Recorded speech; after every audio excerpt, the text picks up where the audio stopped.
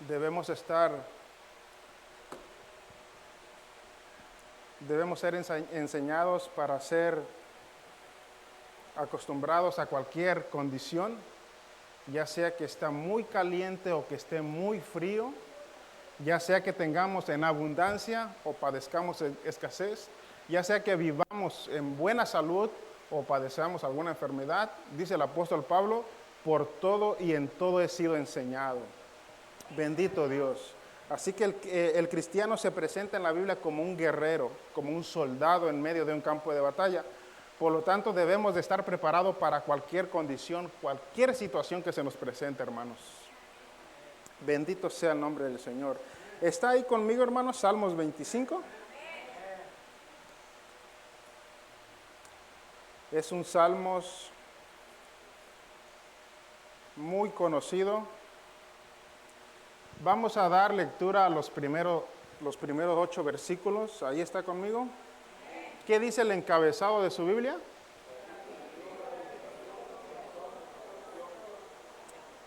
Dirección, perdón y protección, ¿verdad? Dice la palabra de Dios honrando al Trino Dios. A ti, oh Jehová, levantaré mi alma. Dios mío, en ti confío, no sea yo avergonzado. No se alegren de mí mis enemigos. Ciertamente ninguno de cuantos esperan en ti, ¿qué dice? Será confundido. Serán avergonzados los que se rebelan sin causa. Versículo 4, uno de mis textos favoritos. Muéstrame, oh Jehová, tus caminos. Enséñame tus sendas. Encamíname en tu verdad y enséñame, porque tú eres el Dios de mi salvación. En ti he esperado todo el día. Acuérdate, oh Jehová, de tus piedades y de tus misericordias que son perpetuas. De los pecados de mi juventud y de mis rebeliones no te acuerdes. Conforme a tu misericordia, acuérdate de mí por tu bondad, oh Jehová.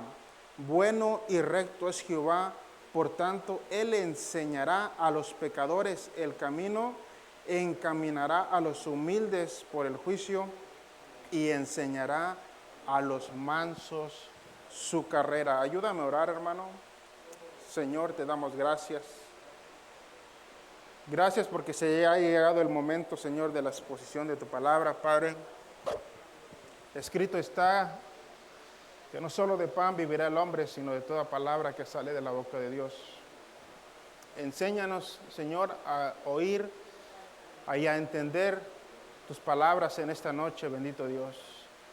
Te pedimos que abra los ojos de nuestro entendimiento para que podamos recibir tu palabra con alegría. Escrito está, Señor, que tu palabra nunca regresa vacía, jamás se lo lleva el viento, nunca cae a tierra, Padre, sino que ella es enviada y es hecha conforme a tu propósito en gloria, bendito Dios. Creemos fielmente que ella es viva y eficaz. Señor, que tu palabra sea viva y eficaz en nuestros corazones el día de hoy, porque te lo pedimos en el nombre de Jesús. Amén. Pueden sentarse, hermanos. Pueden tomar asiento. Salmos 25. Es una porción escrita, hermanos, por el rey David. Creo que todos conocemos al rey David, un personaje muy conocido en la Biblia. Y este salmo, hermano, tristemente lo escribió, lo narró en uno de sus peores momentos de sus vidas. En uno de sus peores momentos de su vida, hermanos. Note que la vida cristiana no es fácil ser cristiano, porque estamos en este cuerpo corrupto, en este cuerpo débil, hermanos, que sufre enfermedad, sufre escasez, sufre desánimo, se nos acaban nuestras fuerzas, viene el desánimo, nos enfermamos, nos desilusionamos y nos pasa de todo en nuestra vida. Yo creo que más de una ocasión hemos estado en momentos bien difíciles, momentos donde ya no sabemos qué hacer y estamos desesperados y angustiados. A mí me ha pasado, yo he pasado por momentos difíciles, momentos donde la angustia, la desesperación, la agonía, el desánimo, llega a mi vida, hermanos. Y en esta ocasión vemos al rey David en esa condición, en una condición donde se encuentra sumamente angustiado, desanimado, desesperado y muy arrepentido por su pecado. Yo hubiese querido leer este Salmos y encontrar al rey David en una condición diferente, pero lo encontramos en una condición de los peores de su vida. Este Salmos 26, hermanos, es uno de los 4 salmos llamados los salmos penitenciales del rey David.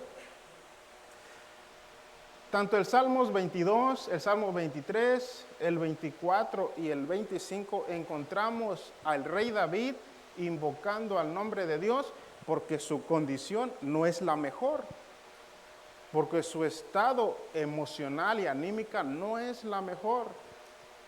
En el Salmos 22, hermanos, en el Salmos 22 encontramos al rey David literalmente postrado, tirado en el suelo, hermanos. Escuchen, y en el Salmos 23 encontramos al rey David puesto en pie, caminando de un lado para otro, meditando en la palabra de Dios. En el Salmos 24 vemos sentado y dando una magistral conferencia acerca del amor y la santidad de Dios. Y en este Salmos, en el Salmos 25, vemos al rey David hincado, invocando el nombre de Dios. Vemos al rey David en el Salmo 22 tirado, postrado, todo el cuerpo en el suelo. Y escuche lo que dice: Dios mío, ¿por qué me has desamparado? ¿Por qué estás tan lejos de mí, de mi salvación y de las palabras de mi clamor? Dios mío, clamo de día y no me respondes, y de noche y no hay para mi reposo. En ti esperan nuestros padres, esperaron y tú los libraste. Clamaron a ti y fueron librados, confiaron en ti y no fueron avergonzados. Mas yo, tirado en el suelo, mas yo soy gusano y no hombre oprobio de los hombres y despreciado del pueblo.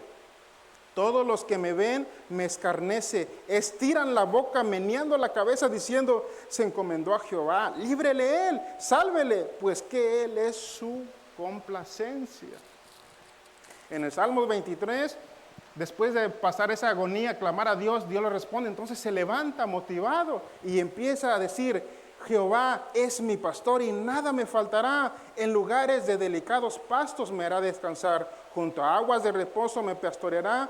Confortará mi alma y me guiará por senda de justicia, por amor de su nombre. Aunque ande en sombras de valle y de muerte, un capítulo anterior, no temeré mal alguno porque tú estarás conmigo. Tu vara y tu cayado me infundirán aliento. Aderezas mesas delante de mí en presencia de mis angustiadores. En el capítulo 24 vemos al rey David sentado. Escuchen lo que dice nada más el salmista: de Jehová es la tierra y su plenitud, el mundo y los que en él habitan, porque él la fundó sobre los mares y la afirmó sobre los ríos. ¿Quién subirá al monte de Jehová y quién estará en su lugar santo?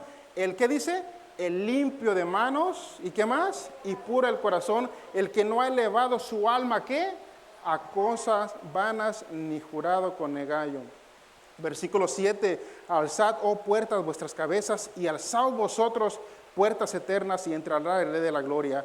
¿Quién es el Rey de la Gloria? Jehová, el fuerte y valiente, Jehová, el poderoso en batalla. Noten el estado de ánimo del rey David en el capítulo 24, un estado de ánimo perfectamente majestuoso y exaltando el nombre de Jehová.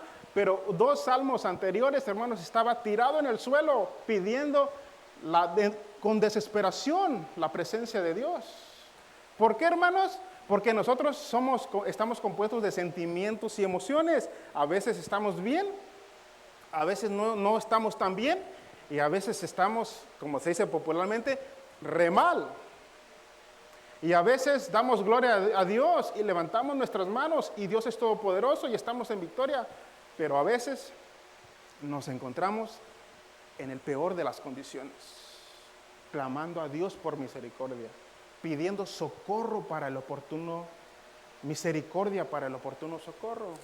Y en el Salmos 25, de rodillas nuevamente, el rey David dice, a ti, oh Jehová, levantaré mi alma. ¿A quién está levantando su alma el rey David? ¿A quién? A Jehová, a Dios. En esta ocasión, hermanos, los estudiosos de la Biblia creen que estas declaraciones son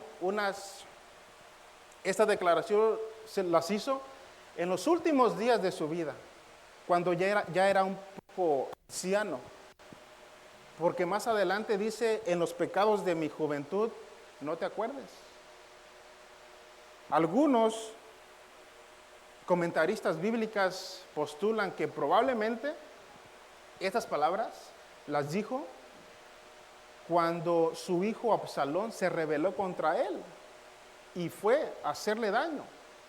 En ese momento de desesperación y de angustia, entonces lo primero que hace David cuando se encuentra en esa condición de angustia, de desespero, de temor, de desánimo, lo primero que hace David es elevar su alma ¿a quién?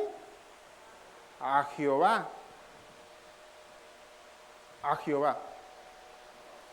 Hermanos, ¿qué es lo primero que usted hace cuando se encuentra en esa condición? ¿Qué es lo primero que usted hace cuando las cosas no están marchando bien? Cuando le detectaron una enfermedad en su cuerpo, cuando sufrió una pérdida de un ser querido, cuando perdió el trabajo, la esposa se fue de la casa, los hijos se rebelaron contra usted. ¿Qué hace? Lo primero usted. Algunos, cuando les llega una enfermedad a su cuerpo, lo primero que hacen es correr al hospital, pero David no fue al hospital, fue a Dios. Otros hermanos, cuando sufren la pérdida de un ser querido, hermanos, ¿qué hacen? O cuando los deja la esposa, cuando los hijos se van de la casa, lo primero que hacen es refugiarse en las drogas o en el alcohol, en las mujeres o en el exceso de trabajo. Pero el cristiano que no está huérfano, lo primero que hace cuando se mira frente a una circunstancia difícil, lo primero que hace es elevar su alma ¿a quién? A Dios. Elevar su alma a Dios. Nosotros no corremos a las cantinas, nosotros no corremos a las drogas, al alcohol o al exceso de trabajo. No nos refugiamos en un rincón llorando. ¿Por qué? Porque nosotros tenemos un Dios que nos asiste en nuestras debilidades y en nuestras necesidades, hermanos. En los momentos más difíciles de mi vida, hermanos, vive Dios, que no miento. Cuando yo he clamado a Dios, cuando me he postrado, cuando me he tirado, yo me identifico mucho con David en estos salmos. A veces, hermano, yo estoy tirado, literalmente tirado en el suelo, clamando por misericordia. A veces estoy de rodillas, buscando la presencia de Dios por mi angustia, por mi necesidad.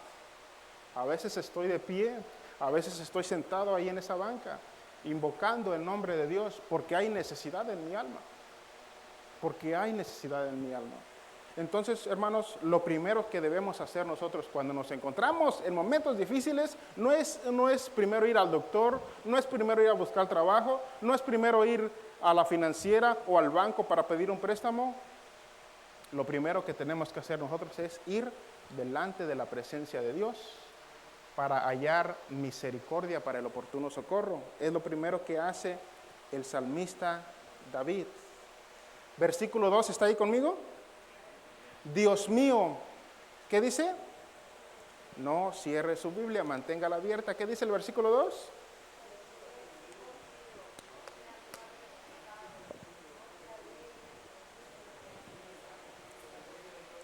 Dios mío, en ti confío, no sea yo avergonzado, no se alegren de mí. ¿Qué dice? Mis enemigos. Miren, hermanos, a veces cuando sufrimos, cuando nos sentimos angustiados, cuando las cosas no están tan bien, hay dos razones. La primera es que probablemente Dios quiere formar tu carácter en esa prueba que tienes, o en esa dificultad que estás atravesando, en esas luchas.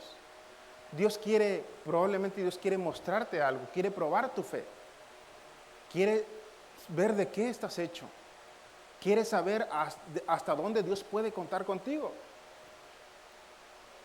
Pero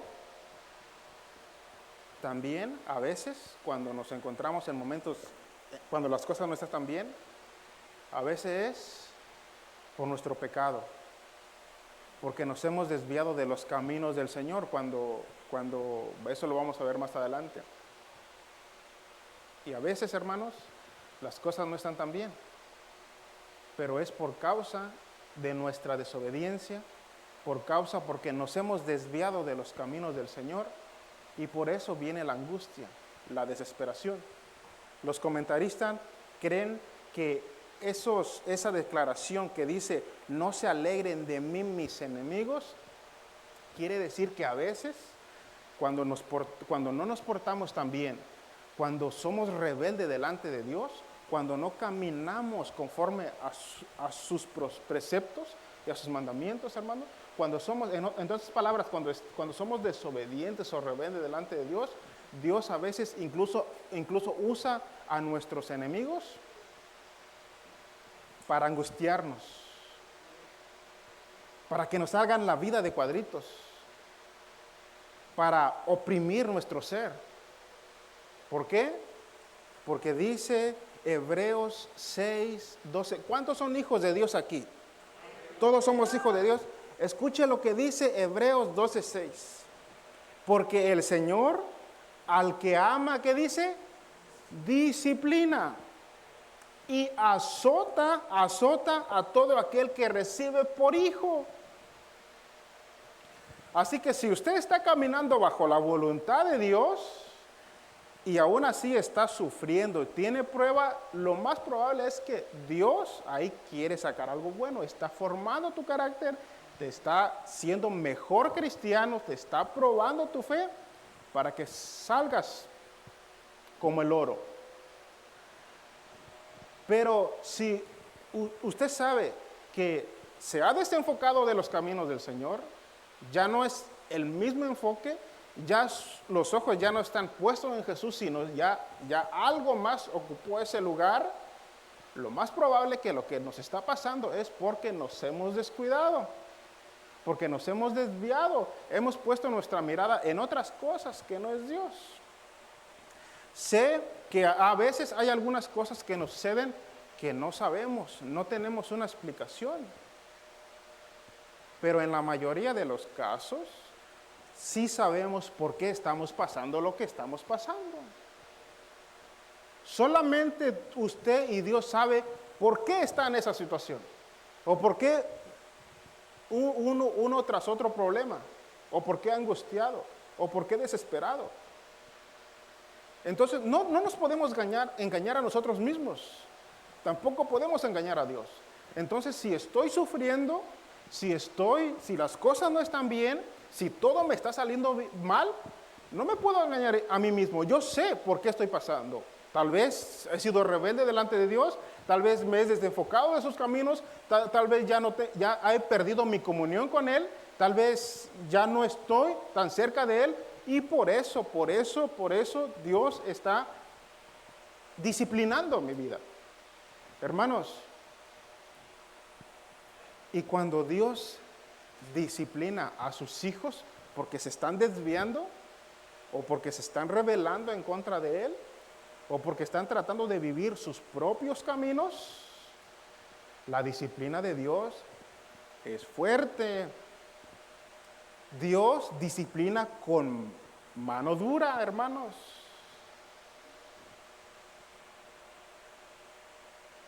Por eso, el Señor, hermanos,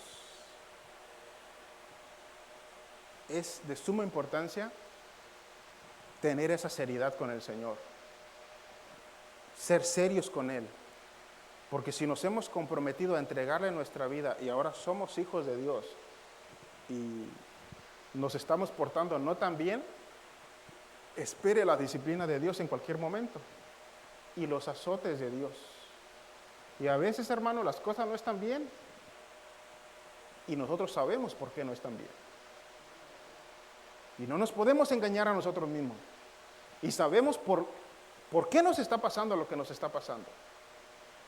Pero gloria a Dios que cuando nosotros sabemos que estamos haciendo la voluntad de Dios y vienen problemas y dificultades, entonces sabemos que ahí Dios todo está obrando para bien.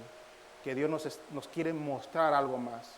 Dios quiere llevarnos a un nivel de compromiso, de espiritualidad o de servicio superior a donde estamos ahora. Así que no nos podemos engañar a nosotros mismos. Nosotros sabemos por qué estamos pasando lo que estamos pasando. Y las cosas que no lo entendemos, pues no nos queda otra que confiar en el Señor y saber que Él tiene el control de nuestras vidas. Versículo 3, ¿está ahí conmigo? ¿Qué dice el versículo 3?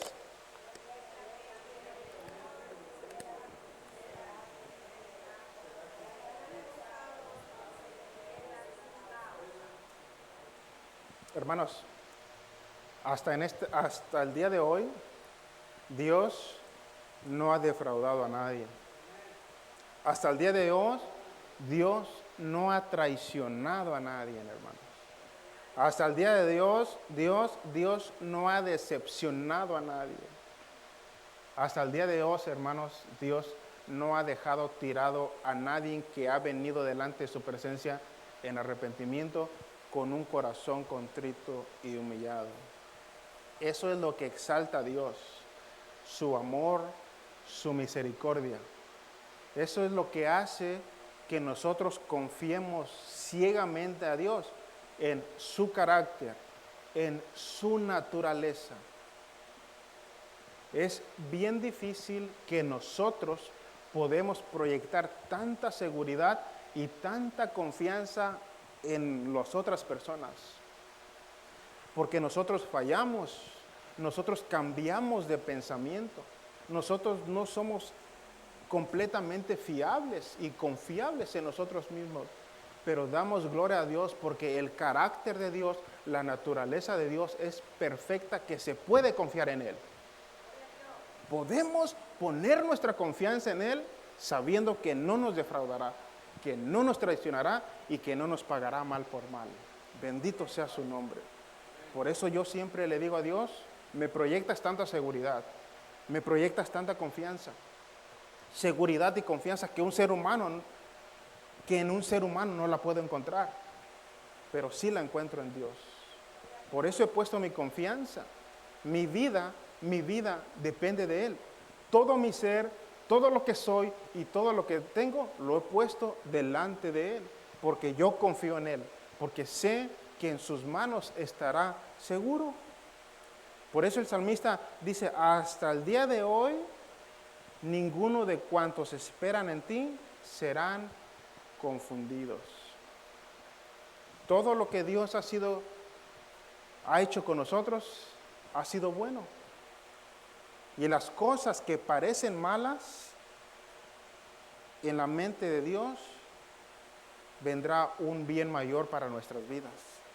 Así que se puede confiar en Dios. Podemos poner nuestras confianzas en nuestro Dios, porque hasta el día de hoy Dios no le ha quedado mal a nadie. Hasta el día de hoy Dios no ha defraudado a nadie. Nadie ha quedado decepcionado. Aquel que con un corazón sincero se acerca a Él.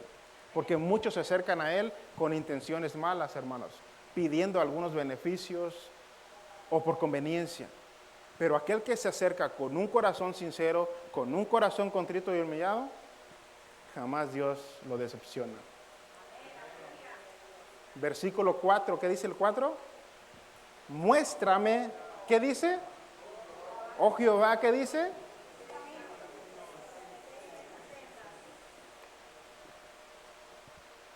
Muéstrame, oh Jehová, tus caminos. Eduardo, eso quiere decir que Jehová tiene sus caminos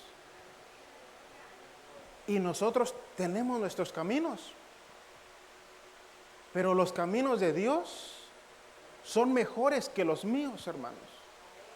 Los caminos de Dios son caminos de verdad. Mis caminos son caminos del error o de mentira. Los caminos de Dios son buenos en la opinión de Dios, y mis caminos son buenos en mi propia opinión. Eso quiere decir, hermanos, que Dios tiene sus caminos. ¿Cuánto les gustaría saber los caminos de Dios en esta noche? Dice el salmista: muéstrame, oh Jehová, tus caminos. Enséñame tus sendas. Efanuel, hermano Gelacio, Arturo, y si todo este tiempo hemos caminado en nuestros propios caminos y pensamos que estamos en los caminos de Dios, y si nuestro cristianismo estamos caminando en nuestros caminos y no en los de Dios, pidámoslo en esta noche que a partir de hoy, hermanos, entremos en sus caminos, porque sus caminos, escuche cómo son sus caminos. Salmos 18, verso 30 dice: en cuanto a Dios, perfecto es su camino, y acrisolada la palabra de Jehová. Escudo es a todos los que en él esperan. Camino de Dios, el camino de Dios es perfecto. ¿No les gustaría andar en un camino como la de Dios, que es perfecto? Hermanos, nuestros caminos no son perfectos, son imperfectos, y nos han llevado a tomar malas decisiones y muchos errores. ¿Por qué? Porque nuestros caminos no son perfectos. Y donde no hay perfección, tiende a haber error o imperfección. Y por eso cometemos muchos errores en nuestras vidas, y por eso tomamos muchas malas decisiones en nuestras vidas, porque estamos caminando en nuestros propios caminos y no hemos caminado en el de Dios. En el de Dios es perfecto. Él o los caminos de Dios son perfectos. Escuchen lo que dice el Salmos, el Éxodo 33:13. Ahora pues, si he hallado gracia ante tus ojos, te ruego que me hagas conocer tus caminos para que yo te conozca y halle gracia ante sus ojos. Es Moisés hablándole a Dios. Entonces, Eduardo, aquí ya tenemos a dos personajes de la Biblia diciéndole a Dios: enséñame tus caminos, muéstrame tus caminos. ¿Alguien más se quiere unir en esta noche, hermanos, para decirle a Dios que nos enseñe y nos muestre sus caminos? Dice Miqueas capítulo 4, versículo 2. Vendrán muchos. Arturo, aquí ya no hay 12, aquí ya hay una multitud que también quieren que Dios les muestre sus caminos. Dice Miqueas: vendrán muchas naciones y dirán: venid, subamos al monte del Señor, a la casa del Dios de Jacob, para que Él nos instruya en sus caminos. Ya hay un pequeño remanente diciéndole a Dios: Señor, quiero que me muestres tus caminos. ¿Podemos nosotros unirnos en esta noche a ese pequeño remanente, hermanos? Y decirle al Señor: Señor, muéstrame tus caminos, enséñame tus sendas, encamíname en tu verdad. Y nosotros, que Él nos instruya en sus caminos, y nosotros andaremos en sus sendas. Hermano Gelacio, David no era el único que deseaba que Dios le mostrara los caminos. Se unió Moisés en esa pequeña lista, y después se une un pequeño remanente y decir: vayamos para que nos instruyan los caminos.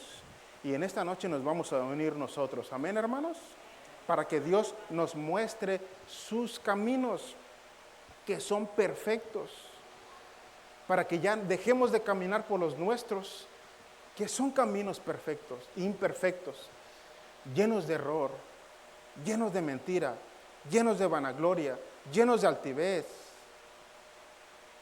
llenos de orgullo, llenos de vanidad. Nuestros caminos son oscuros. Nuestros caminos, en nuestra propia opinión, se nos parecen caminos buenos, pero su final es camino ¿de qué? De muerte. Escuchen, ¿les gustaría conocer algunos de los caminos del Señor? Bueno, la palabra nos dice cuáles son esos caminos. Veamos algunos de los caminos del Señor. Isaías 35:6 dice, escuchen lo que dice, y habrá ahí calzada y camino, y será llamado camino de santidad. ¿Camino de qué? De santidad. Este es uno de los caminos que tiene Dios. Es un camino de santidad. No pasará inmundo por él, sino que él mismo estará con ellos. El que anduviere en ese camino, por torpe que sea, no se extraviará. Escuchen lo que dice la palabra del Señor. Déjenme leerlo otra vez. Y habrá allí calzada y camino, y será llamado camino de santidad. No pasará inmundo por él, sino que él mismo estará con ellos. O sea que no estaremos caminando solos, sino que él irá con nosotros. Y el que anduviere en ese camino, por torpe que sea, no se extraviará, hermanos. ¿Es el camino de Dios seguro? Amén. ¿Por qué? Porque él está caminando con nosotros. O él promete caminar con nosotros en sus caminos. Y ese camino es camino de santidad. Camino de pureza. Camino de consagración. Por eso, cuando encontramos ese camino, pocos son los que van por él. Encontramos los caminos, nuestros caminos, y muchos van por él. Una multitud caminan por esos caminos, pero los caminos del Señor, pocos van por él, porque es un camino de santidad, de pureza, de consagración. Y en ese camino no puedes hacer lo que tú quieras. En ese camino no te puedes comportar como tú quieras.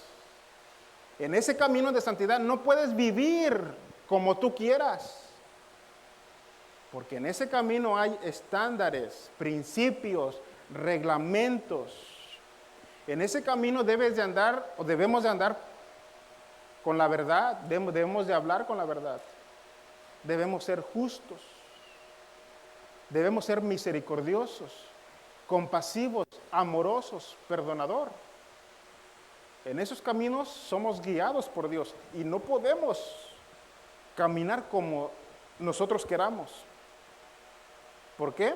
Los otros caminos están llenos. ¿Por qué? Porque ahí las personas pueden hacer lo que ellos pueden vivir como ellos quieran. Y la gente, como le gusta, el pecado es, a simple vista, es bueno, es agradable delante de los ojos, de nuestros ojos, pero es desagradable delante de Dios.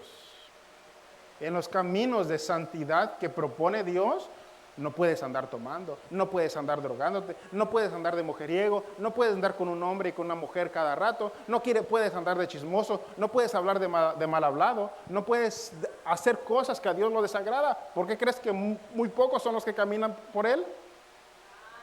Porque en ese camino necesitas abstenerse de muchas cosas que a tu carne desea, hermanos. Pero nosotros que somos los valientes del Señor, hemos decidido caminar por esos caminos de santidad, hermanos.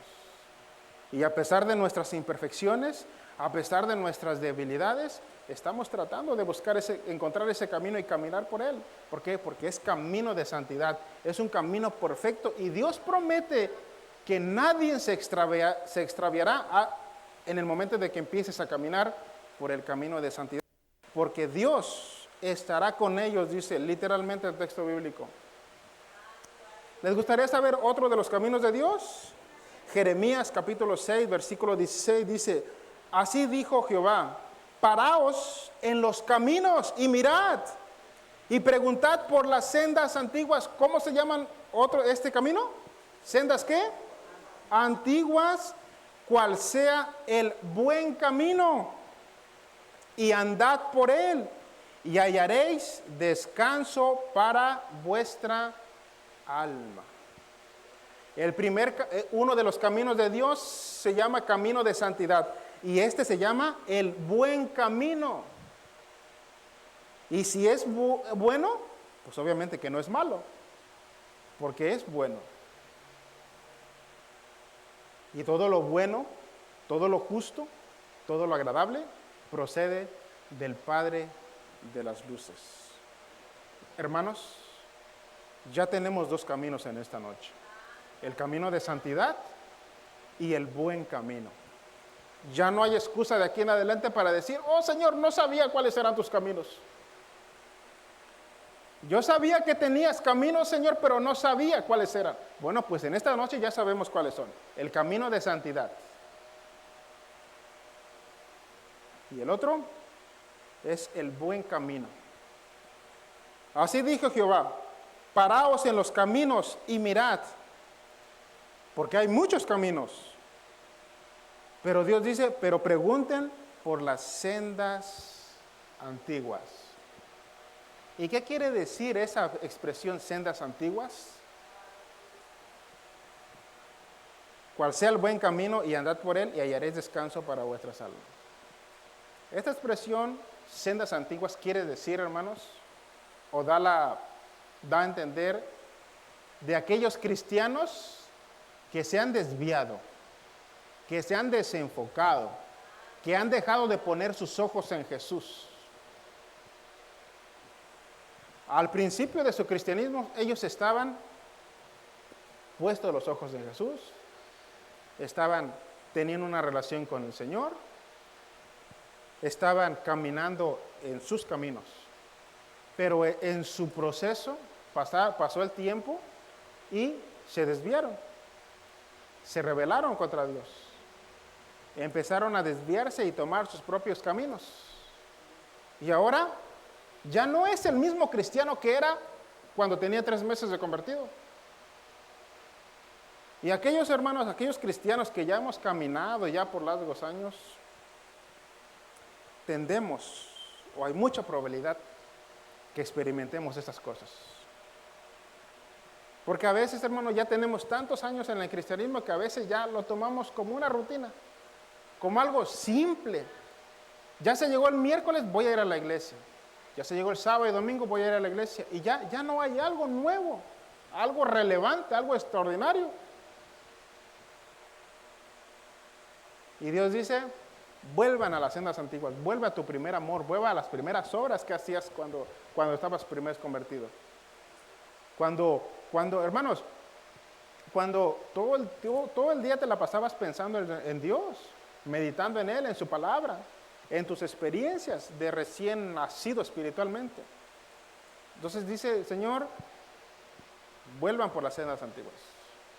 Yo les aseguro que más de uno de los que estamos en esta noche, ya no nos gozamos en los servicios como nos gozábamos cuando éramos recién convertidos. Ya no cantamos, ya no adoramos, ya no le prestamos la suma atención a la palabra de Dios como cuando éramos recién convertidos.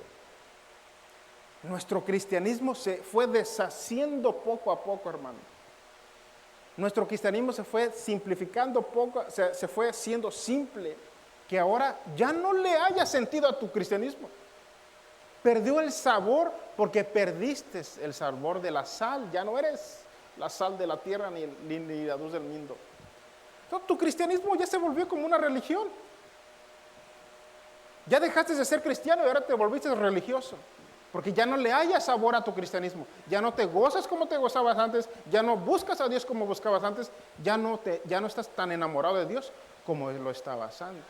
Te has descuidado. Has perdido tu primer amor. Por eso en esta noche Dios te dice, vuelvan a las sendas, pregunten por las sendas antiguas y vuelvan a esos caminos. Cuando estabas enamorado de Dios, cuando todo te parecía que estabas en las alturas, disfrutando de la presencia de Dios, de la comunión íntima con Dios. Yo me acuerdo que cuando yo me convertí, hermanos, después del trabajo, lo único que quería es ir a mi cuarto y postrarme delante de Dios. Literalmente me la pasaba horas hablando con el Señor. ¿Cuántas experiencias yo tuve en ese cuartito? Yo vivía aquí hace, ¿qué? 3, 4 cuadras, cerca de la iglesia. Hermanos, ese cuartito, tantas experiencias que yo tuve con el Señor, porque estaba enamorado del Señor. Y ahora me cuesta buscar al Señor. En ese tiempo, Mario, para mí 3 horas, 4 horas en la presencia de Dios no era nada. Ahora les mentiría si les dijera que no me cuesta buscar a Dios. Yo sufro buscando la presencia de Dios. Me cuesta orar, me cuesta leer la Biblia, me cuesta buscar la presencia de Dios. Todo se ha vuelto pesado. Toda la oposición se ha levantado. Pero no me he dado por vencido, hermanos. Jamás me daré por vencido. Porque poderoso es el que está conmigo, que el que está en el mundo. Otros de los caminos del Señor, Mateos capítulo 7, versículo 14, dice, porque estrecha es la puerta, ¿qué dice? Y angosto el camino. Tercer camino de Dios. ¿Cuál es el primer camino de Dios? ¿Camino de qué? De santidad. ¿Cuál es el segundo? Un camino. ¿Y cuál es el tercero? El camino angosto. El camino angosto. Y en este relato, hermanos, nos presentan 2 caminos, hermana Lisette. El camino ancho y el camino angosto. El camino ancho, pues está tan ancho que tú tienes la libertad de hacer lo que tú quieras. Y la mayoría de la gente va caminando por ese camino. Y el camino angosto es estrecho. Y no tienes la libertad de hacer lo que tú quieras. En ese camino tienes que vivir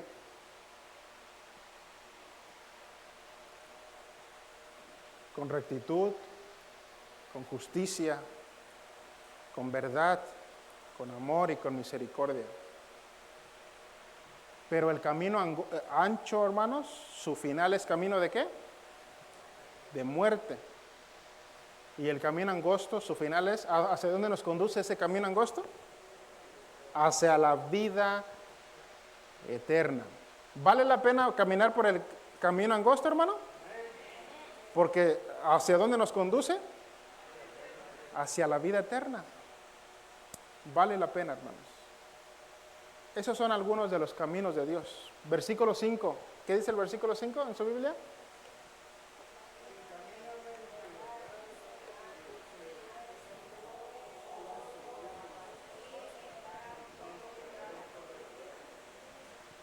Encamíname en tu verdad y enséñame, porque tú eres el Dios de mi salvación.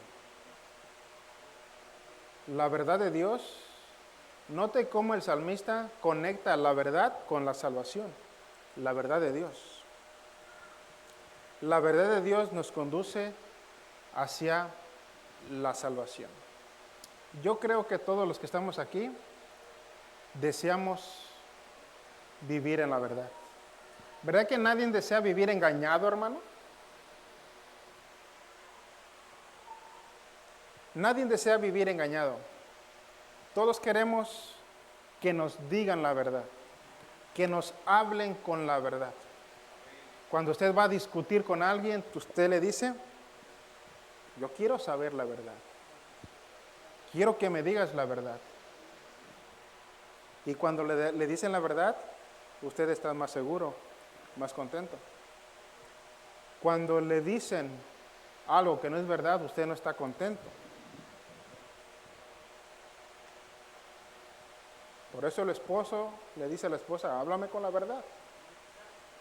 Porque prefiero que me hieras con la verdad.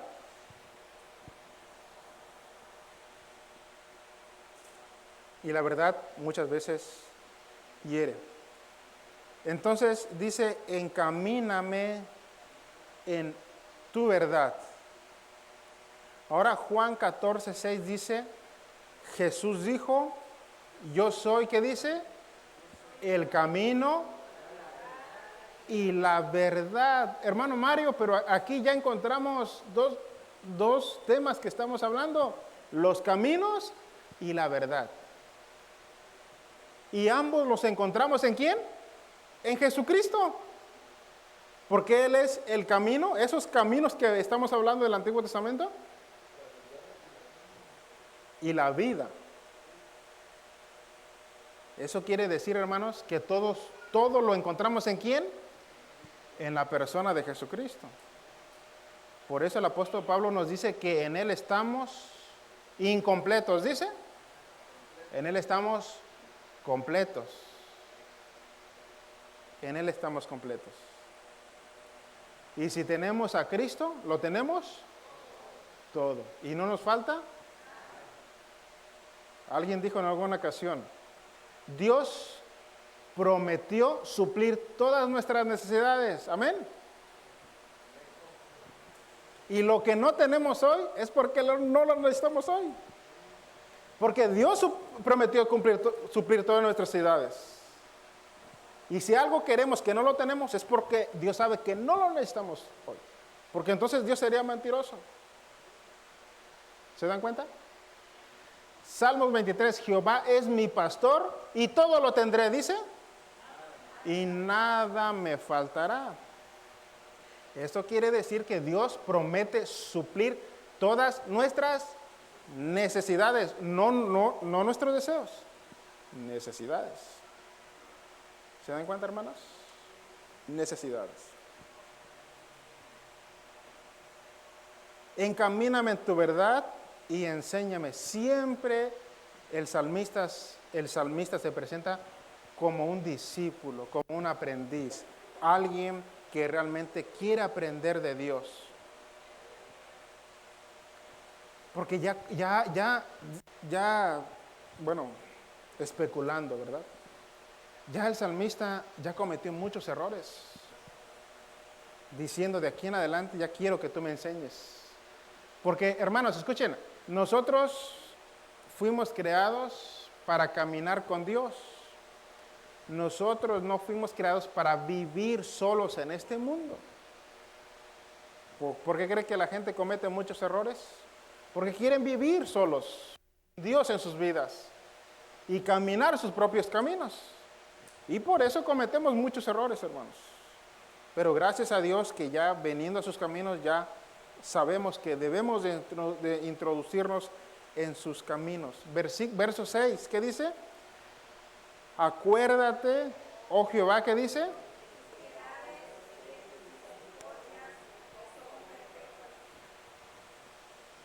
Acuérdate, oh Jehová, de tus piedades y de tus misericordias, que son perpetuas. Las misericordias de Dios son de generación en generación, perpetuas. Cada día son nuevas sus misericordias. La misericordia de Dios, hermanos, ha estado desde el principio. Por eso dice el libro de Jeremías, con amor eterno te he amado, por lo tanto, ¿qué dice? Te prolongué te extendí mi misericordia. ¿A cuántos Dios nos ha extendido su misericordia? Y nos ha extendido su misericordia, hermanos. Por las misericordias de Jehová no hemos sido consumidos. ¿Por qué de sus atributos? Por sus misericordias no hemos sido consumidos. Porque si no hubiera misericordia, ya todos hubiéramos sido consumidos. Porque nunca decayeron tus misericordias. Nuevas son cada 8 días, grande es tu fidelidad. ¿Cada qué? Cada mañana, hermanos. ¿Se dan cuenta el carácter de Dios, hermanos? ¿Se dan cuenta la misericordia de Dios? A nosotros, si nos hacen algo, nos queremos cobrar inmediatamente, nos queremos vengar, ojo por ojo y diente por diente. Y probablemente podemos tener misericordia una vez. Bueno, esta vez te la paso. Pero a la segunda, ya yo tomo venganza con mis propias manos. Y probablemente pues tenemos un poco de misericordia, pues le damos 2 oportunidades. Ya me la hiciste 2 veces, pero la tercera, esta es la última. ¿Se dan cuenta, hermanos? Ya más de 3, ya no podemos dar misericordia, porque nuestras misericordias son temporales. Pero las de Dios son eternas, hermanos. Han estado siempre desde el principio. ¿Se dan cuenta qué tan diferentes somos de Dios? Doy gracias por la existencia de Dios, hermanos, y porque Él ha venido a ser nuestro Dios. Tanto podemos aprender de Dios. Dios es lento para la ira, ¿y qué más? Y grande en misericordia. Nosotros somos grandes en la ira y lentos en misericordia. ¿Se dan cuenta que estamos al revés en cuanto a Dios, hermanos? Nosotros cuando nos hacen algo, hermanos, inmediatamente surge el hombre viejo en nosotros. Pero Dios no es como nosotros. Porque si Dios fuera como nosotros, usted no tuviera ni la más mínima oportunidad de estar aquí en esta noche, hermanos. Pero Dios, que es rico en misericordia, le ha dado la oportunidad de estar aquí en esta noche sentado en su banca, hermanos. Con la oportunidad de que se ponga cuentas con Dios en esta noche. ¿Se da cuenta, hermanos, cómo es Dios? Y en esta noche, hermanos, usted está ahí gozando de esa libertad y de esa eterna misericordia que Dios ha tenido desde el principio en esta noche. Porque si no, Dios ya le hubiera cerrado las puertas. Y Jorge de Jesús no entra hoy, porque ya colmó mi paciencia. Y estaría ahí en la puerta, hermanos, escuchando solamente. Pero ya, estamos aquí, en su santuario. Por su misericordia, nos ha permitido Dios en esta noche estar en esas bancas. Verso 7, de los pecados de mi juventud y de mis rebeliones, ¿qué dice? No te acuerdes otra vez conforme a tu misericordia, ¿qué dice? ¿Verdad que no dice conforme a tu justicia? ¿Se imaginan, hermanos, si Dios aplicara su justicia a nosotros? La justicia quiere decir que ojo por ojo y diente por diente. Cuando en el Antiguo Testamento una persona le quitaba la vida a otra, bueno, para que todo esté bien, él daba su propia vida. ¿Sí me entienden? Pero Dios no es como nosotros. De los pecados de mi juventud y de mis rebeliones, no te acuerdes. Piense en su juventud y piense cuántos pecados no cometió, hermano. ¿Cuántas cosas malas no hizo en su juventud? ¿Por qué? Porque éramos personas sin experiencia, inexpertos. Y luego sin Dios, imagínense cuántas cosas no cometimos en nuestra juventud, hermano, que nos avergonzamos por esos pecados. Dios dice, el salmista dice, de esas cosas malas que hice en mi juventud, Señor, no te acuerdes. Pero ¿saben lo bueno de Dios, hermano? Que cuando Él perdona nuestros pecados, la Biblia dice que todos nuestros pecados, Arturo, los echa en el fondo del mar y jamás se acuerda de ellos. No se acuerda de lo que hicimos en nuestra juventud siempre y cuando las confesemos y las pidamos perdón. Dios las arroja al fondo del mar y no se vuelve a acordar más de lo que hicimos en el pasado. Oh, pero ¿cómo somos nosotros cuando nos dañan, cuando nos hieren, cuando nos hacen mal, algo malo en nuestras vidas, hermanos? Aún aunque la persona nos venga a pedir perdón, hermanos, las ofensas no las olvidamos. Aquí las tenemos en nuestra memoria todavía. Y de vez en cuando las recordamos.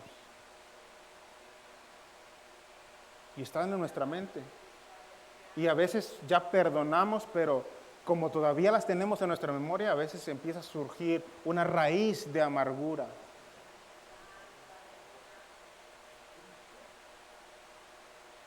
Y por eso ya se nos hace difícil confiar en la gente, por las malas experiencias que tenemos, porque perdoné lo que me hizo, pero todavía las tengo aquí. Pero Dios no es como nosotros, hermanos. Lo que hicimos en el pasado, una vez que venimos delante de su presencia para pedir el perdón, las olvidó Dios completamente. ¿Acaso Dios no es extraordinario, hermano? Dios ya no se acuerda de mis pecados que hice en mi juventud. Dios olvidó las malas cosas que hice en mi juventud, porque ya las confesé delante de su presencia. Él las arrojó al fondo del mar y ahora ya no se acuerda más de ello, hermanos. ¿Se dan cuenta? Y de mis rebeliones no te acuerdes. Conforme a tu misericordia, acuérdate de mí por tu bondad, oh Jehová. Verso 8, ¿qué dice el verso 8? Bueno y recto es Jehová, por tanto, Él enseñará, ¿qué dice? Encaminará a los humildes, ¿qué dice? Por el juicio, ¿y qué más?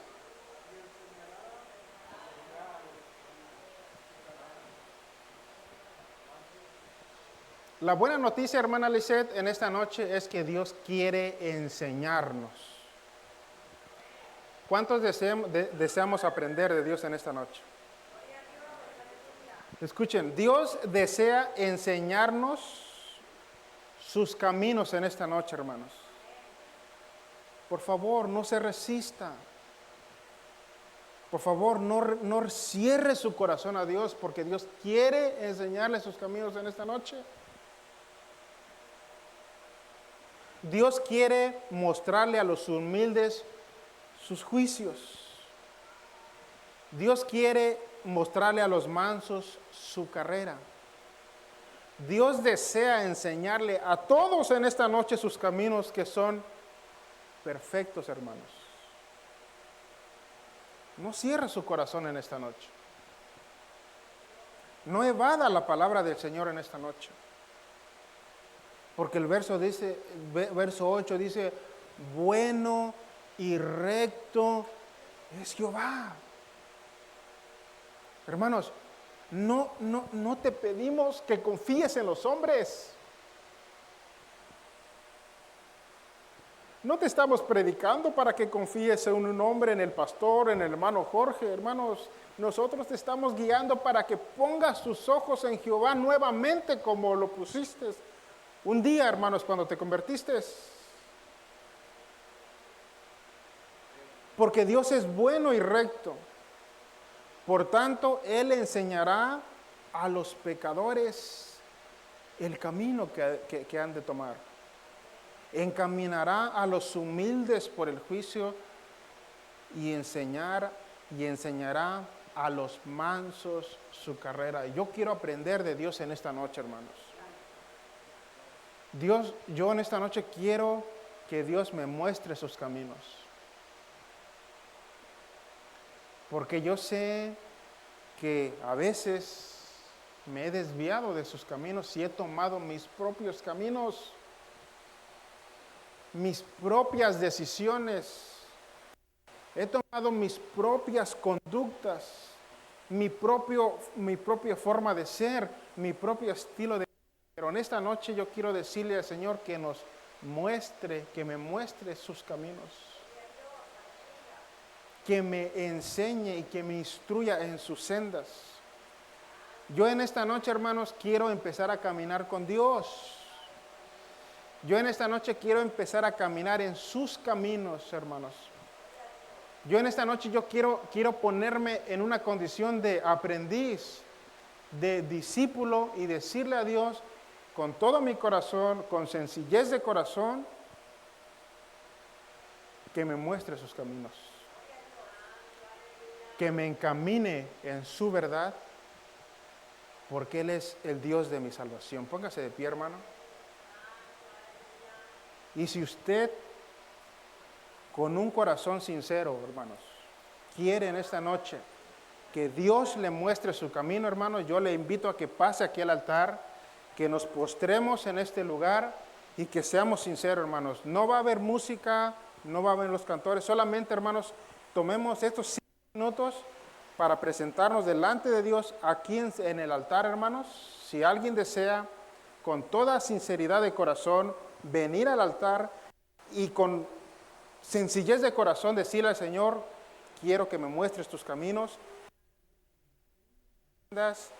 quiero dejar de caminar mis propios caminos y quiero introducirme a los tuyos. En esta noche, hermanos, con sinceridad de corazón, tomémonos 5 minutos, démosle a Dios que Él nos muestre su camino, que Él nos enseñe a caminar, porque nosotros, hermanos, no fuimos creados para caminar solos.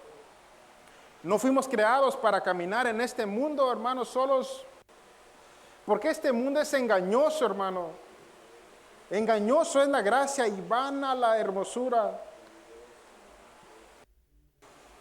La vanidad de este mundo, hermanos, la gloria y todos sus deseos pasan, pero aquellos que hacen la voluntad de Dios permanecen para siempre. Bendito sea su santo nombre.